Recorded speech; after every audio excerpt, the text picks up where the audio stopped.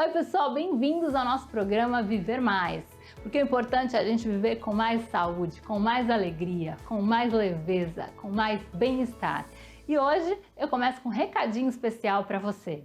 A gente só evolui assim, sobrevivendo aos cansaços, vencendo as guerras interiores, restaurando os sonhos que se perderam no caminho, reconquistando vigor pela vida, percebendo milagre na mudança.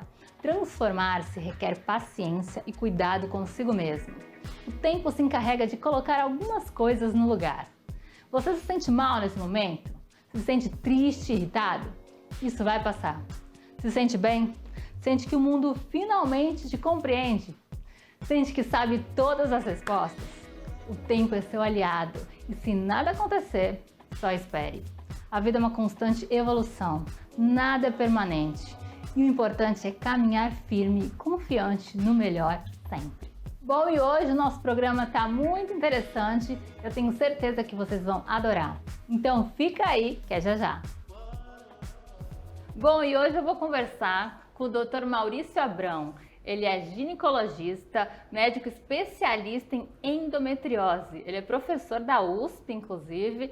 Bem-vindo aqui com a gente no nosso programa. Inclusive, hoje a gente está na sua clínica, né? Clínica de Medicina da Mulher. Você nos recebeu aqui e é um prazer tê-lo aqui conosco no nosso programa. Muito obrigado pelo convite. É um prazer grande estar aqui com vocês. E doutor, como eu falei, a gente vai falar muito sobre endometriose. Já queria primeiramente perguntar que você é professor, né? Professor da USP. Fala um pouquinho pra gente sobre isso. Eu tenho hoje duas funções diferentes aí. Uma delas é que eu sou professor associado do Departamento de Ginecologia da USP e coordeno lá um serviço de endometriose, que talvez tenha sido um dos primeiros serviços de endometriose no mundo, né? Porque ele tem mais de 30 anos e é um setor dedicado à doença. E a segunda função minha, eu coordeno a ginecologia do Hospital Beneficência Portuguesa de São Paulo. Ah, sim. O doutor é muito requisitado, é especialista em excelência, né? E principalmente em endometriose. Eu já queria falar até que minha irmã, Renata, ela é paciente do doutor, né? O doutor descobriu a endometriose.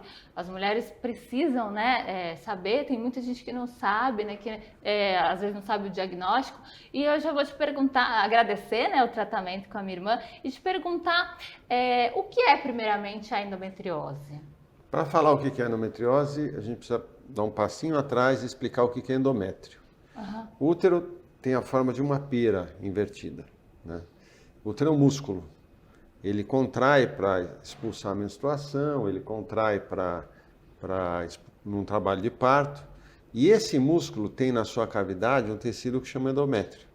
O endométrio vai mudando mensalmente para receber embrião. E quando não existe embrião, esse endométrio descama junto com o sangue e faz a menstruação. Quando um tecido semelhante a esse endométrio se implanta fora do útero, isso chama endometriose.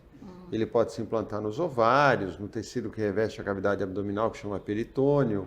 Ele pode se implantar profundamente, que chama endometriose profunda, em ligamentos, no intestino, na bexiga, em outros sítios, né? E representa um super problema de saúde pública. Né? Detalhes importantes, 10 a 15% das mulheres em idade reprodutiva têm endometriose, 10 a 15%. Segundo, é a principal causa de dor na mulher, é a principal causa de absenteísmo, de ausência ao trabalho nas mulheres e é a principal causa de infertilidade feminina. Então isso é um real problema de saúde pública, né? E o Brasil hoje, ele se posiciona de uma forma muito forte, mundialmente falando, por tudo que a gente desenvolveu aqui, né, em relação à doença, lá na USP, enfim. Então, tem uma trajetória aí por trás. Sim, é muito importante cada vez mais divulgado, né? Porque é uma doença que muita gente, como você falou, às vezes não sabe identificar, não sabe como procurar, né? Por que é tão difícil? Muita gente fala isso, né? Que é difícil identificar, diagnosticar. Por que acaba sendo difícil esse diagnóstico da endometriose? Nós publicamos um trabalho anos atrás, mostrando que o tempo entre o começo dos sintomas e o diagnóstico da doença é de por volta de 7 anos. E se os sintomas começam antes dos 20 anos de idade, esse tempo pode ir para 12 anos. Então, por que isso acontece, que é a tua pergunta? Isso pode acontecer porque a mulher demora para procurar o médico em relação a isso. Isso pode acontecer porque o médico demora para fazer o diagnóstico. Agora, o que tem por trás disso primeiro, que por muito tempo se acreditava que o diagnóstico da endometriose, o padrão ouro, assim falado, dependia de uma laparoscopia, que é uma cirurgia minimamente invasiva, com pequenas incisões, mas é uma cirurgia, requer anestesia e tudo mais. No decorrer dos anos, o nosso time desenvolveu uma forma de fazer diagnóstico por imagem. E o carro-chefe desse diagnóstico por imagem, ouçam todas vocês, é um ultrassom para mapeamento de endometriose. É um ultrassom transvaginal, feito por profissionais treinados para isso, né? Onde a gente faz um preparozinho intestinal e o ultrassonografista faz o diagnóstico. Quando não é possível fazer esse exame, seja porque a paciente nunca teve relação, seja porque a região não tem acesso ao profissional treinado, a ressonância magnética é uma opção. Só que esta questão é uma questão super relevante, até para a gente chamar atenção para o problema. Quer dizer, é importante que quando a mulher sente dor na menstruação, dor na relação sexual, dor entre as menstruações, dor para evacuar e para urinar na menstruação, ou tiver infertilidade, acende uma luzinha amarela que ela pode ter endometriose e precisa procurar um especialista. É exatamente isso que eu ia te perguntar. A mulher mesmo que, por exemplo, a gente tem que sempre ir ao ginecologista, né? Tá com os exames em dia, como você falou, fazer todos os exames, para diagnósticos de várias doenças, né, da mulher. Mas como que ela pode, assim, quais sinais e sintomas que ela mesma, que você acabou já iniciando, que ela pode identificar para procurar realmente, tem um problema e que pode ser mais grave, né? Então, são esses 6 sintomas principais, que são chamados 6 Ds. D de dismenorreia, que é dor na menstruação, D de dispareunia, que é dor na relação sexual, lá no fundo. Esse é um dos principais sintomas. Quando a mulher tem relação e o pênis encosta no fundo da vagina, ela tem dor, acende uma luzinha amarela. A gente tem que pensar em endometriose. Dor entre as menstruações, que é dor acíclica. Dor para evacuar na menstruação, que medicamente falando chama disquesia. Dor para urinar na menstruação, que medicamente falando é a disúria. E dificuldade para engravidar. Então, se ocorrer um ou mais desses sintomas que podem coexistir, tem que procurar o médico e o médico tem que examinar a paciente. E muitas vezes o médico não examina, pede exame geral, coisa e tal. Não.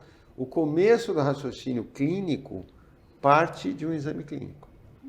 E depois a gente vai pedir esse ultrassom especializado ou, eventualmente, se não tiver acesso, a ressonância. E você falou os sinais, podem se confundir com outros, um cisto, enfim, esses sinais que você falou? Isso a gente chama de diagnóstico diferencial. Quer dizer, o diagnóstico diferencial da endometriose pode ocorrer com várias outras causas de dor, né?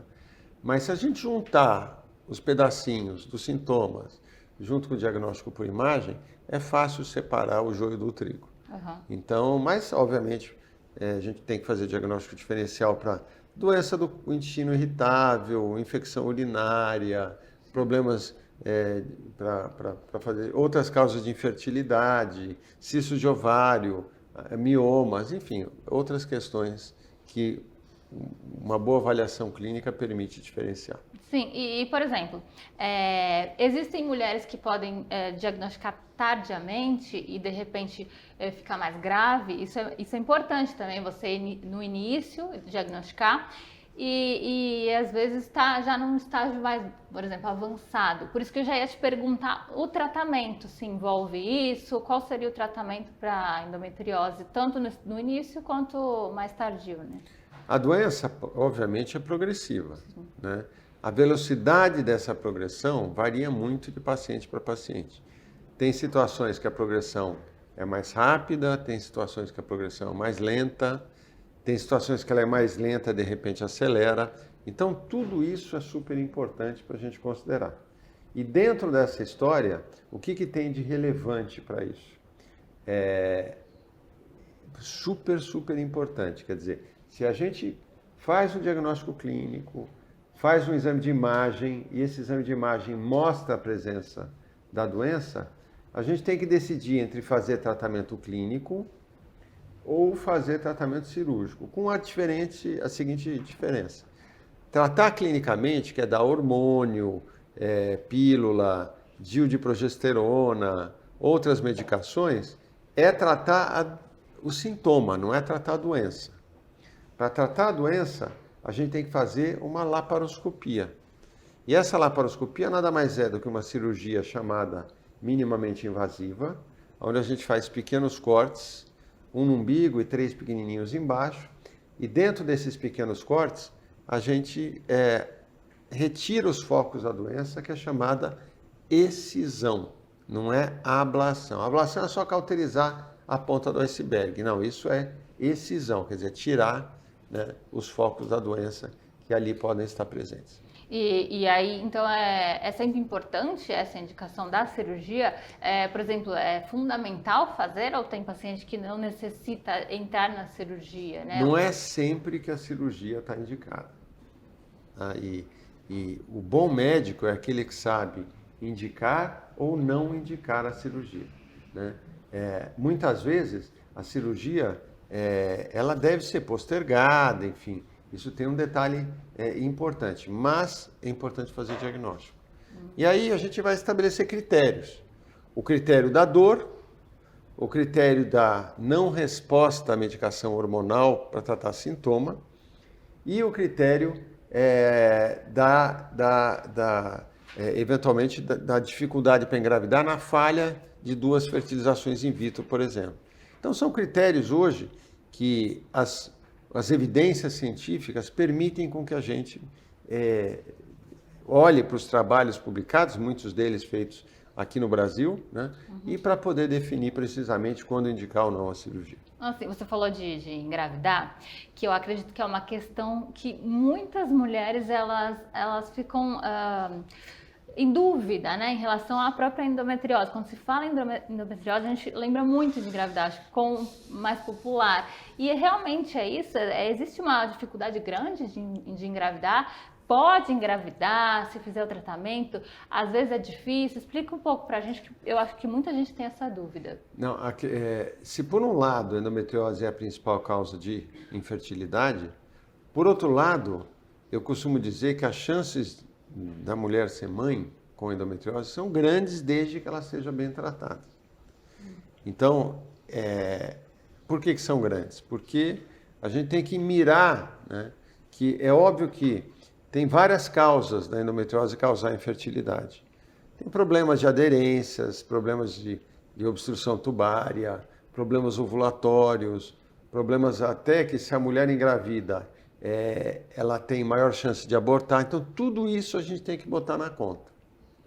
E quando a gente vai pensar nisso, a gente tem que olhar o sintoma, a imagem, né, as tentativas de gravidez que ela fez anteriormente, para dizer, olha, nós vamos indicar cirurgia ou não, né, para poder caminhar, né, no objetivo maior, que é dela ter um nenê. Visto isso, existem outras alternativas, né? Existe fertilização in vitro. Então, enfim, o que é importante é a gente fazer um bom diagnóstico. Isso é fundamental para que a gente possa conduzir direito o caso de uma paciente com endometriose. Sim, mas, por exemplo, a paciente com a doença, claro que se ela não trata, ela vai continuar vai agravar a doença. Mas existe possibilidade de não conseguir engravidar se ela não tratar corretamente? Sempre existe, sempre existe. Vamos supor que a reserva ovariana dela esteja muito baixa, ou existe uma obstrução tubária muito importante, ela não quer fazer fertilização in vitro, não pode. Quer dizer, óbvio que existe a chance dela não engravidar, mas os recursos estão tão avançados que eu costumo dizer que as chances dela não engravidar são muito pequenas. Por isso é importante fica a dica, procurar especialista. Especialista de verdade, não especialista auto-intitulado especialista pelo Instagram. Tá? Eu acho que isso é uma coisa muito importante, porque o Instagram empodera qualquer um. Né? O sujeito sai falando qualquer coisa no Instagram, se de repente o cara fala direito, coisa e tal, virou especialista. Não. Vai atrás do que a pessoa faz, né? Porque isso é fundamental.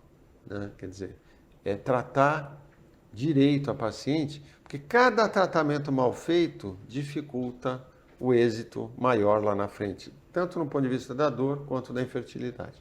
Você falou uma coisa muito importante em relação à internet mesmo. Eu sempre friso procurar um bom profissional, né, de qualidade. E o doutor é maravilhoso, especialista, realmente nessa pesquisa, né, você é professor, né, de endometriose.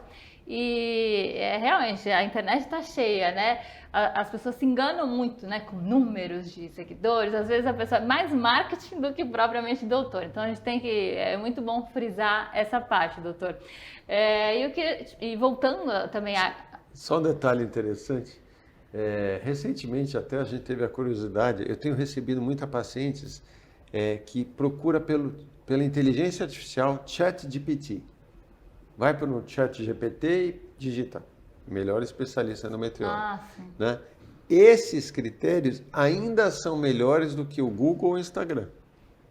Porque eles ainda, enfim, o critério é mais puro em relação a isso. Mas mesmo assim a gente sabe que plataformas de busca são várias. Né? O importante para a paciente é saber filtrar. Procurar o que a pessoa faz, de onde a pessoa vem. E não só o que a pessoa fala, né? Que é uma coisa importante. Com certeza é o mais importante. E voltando a ponto da gravidez, que acho que é um dos pontos mais importantes para as mulheres, né? Por exemplo, você falou que pode engravidar, sim, mesmo tendo a endometriose, claro que tratando, né? Quando a mulher engravida, quais os cuidados, como que é esse pós, por exemplo, ela teve endometriose ou tem, né, e engravidou, como que é? Diferente a gravidez em si? É diferente. É diferente porque aumenta o risco de abortamento e aumenta o risco de sangramento de terceiro trimestre da gravidez, né, que é no finalzinho da gravidez. Então o que o médico tem que fazer? Tem que pensar nisso. E primeiro tem que estar atento que essas pacientes geralmente precisam um pouco mais de progesterona para segurar a gravidez no começo. Né? É óbvio que a gente tem que ver se o embrião está se desenvolvendo bem, tem batimento cardíaco e assim por diante. Então, até 12 semanas, enquanto a placenta não assume o protagonismo da gravidez, que costuma acontecer no terceiro mês da gravidez, 12 semanas, a gente suplementa a paciente com progesterona natural, né? Que diminui a chance de abortamento. A partir das 12 semanas, a placenta dá conta da produção de progesterona. Ela vai crescendo, enfim, e a produção hormonal é mais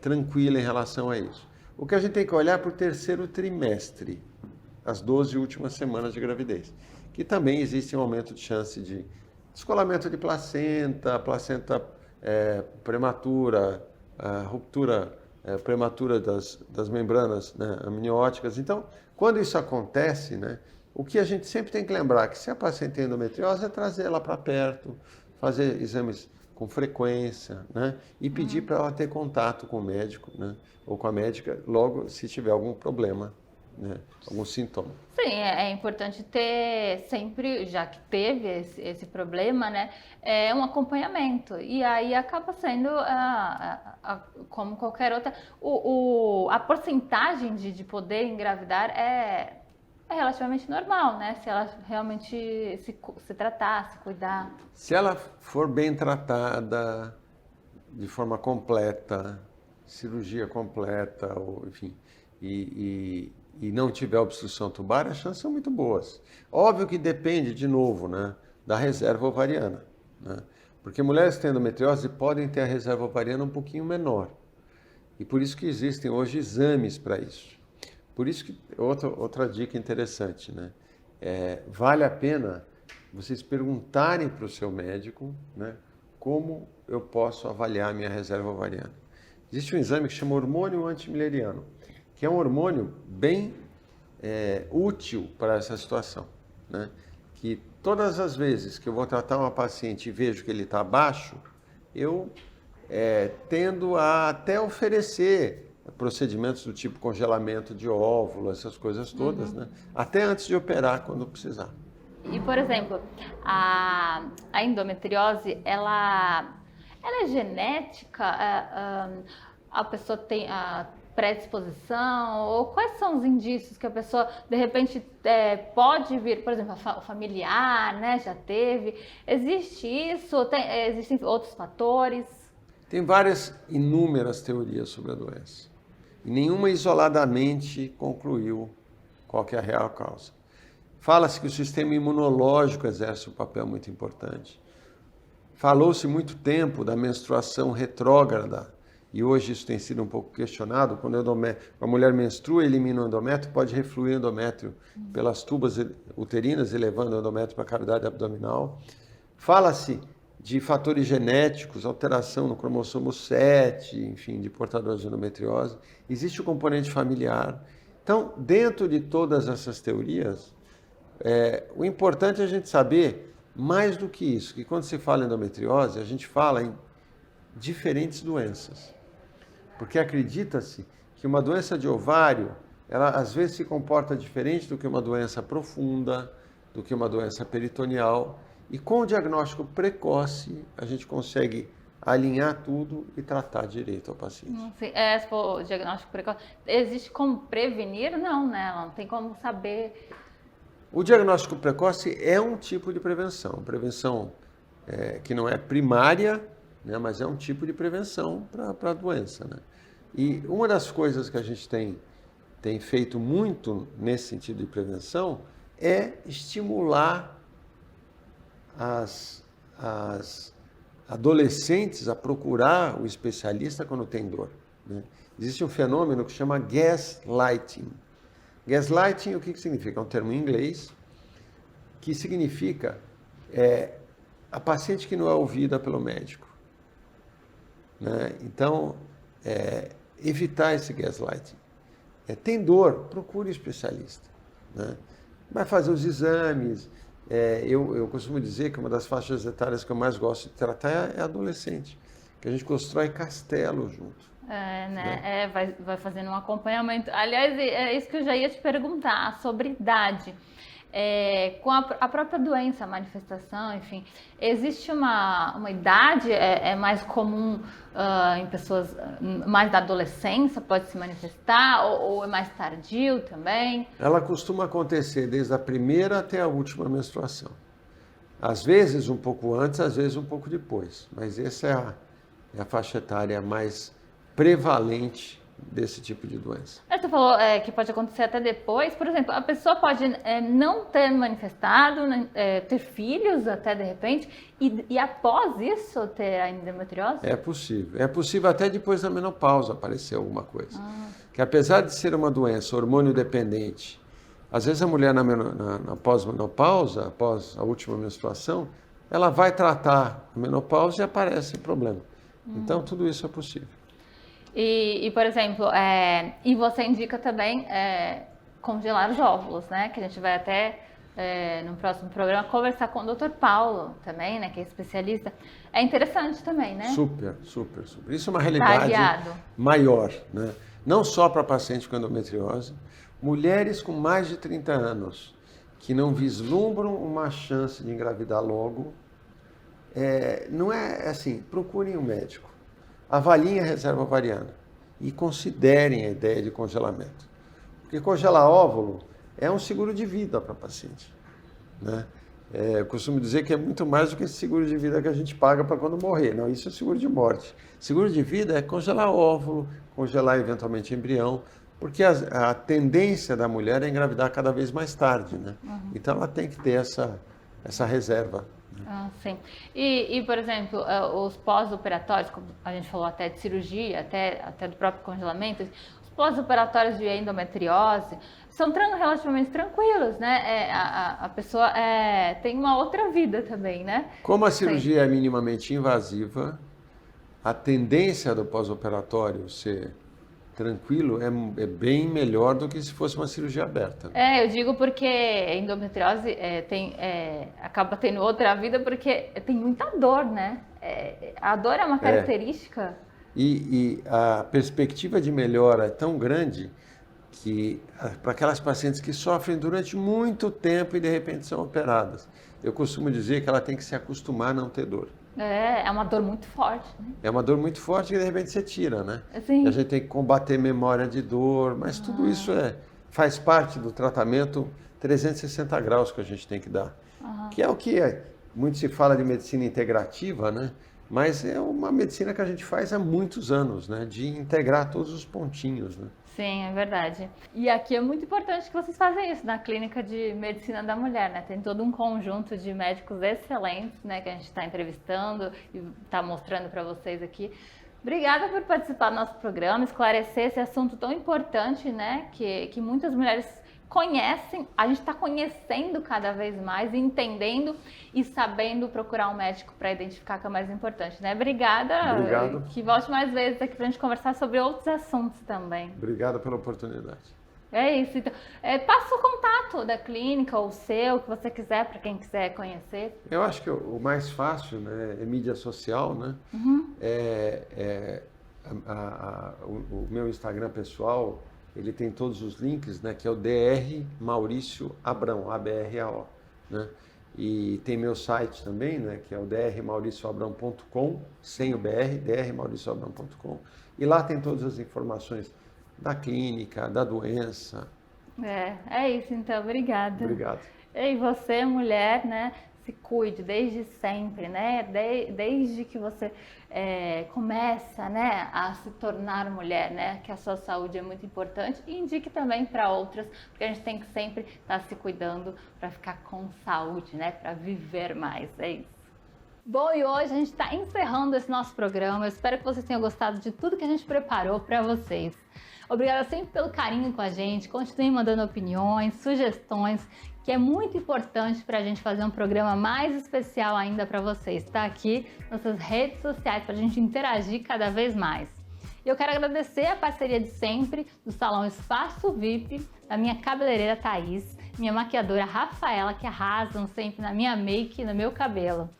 Então, semana que vem tem mais programa e eu espero você para falar mais sobre sua saúde e o seu bem-estar. Então, até domingo que vem, às 8 da manhã. Um grande beijo, fiquem com Deus e até lá!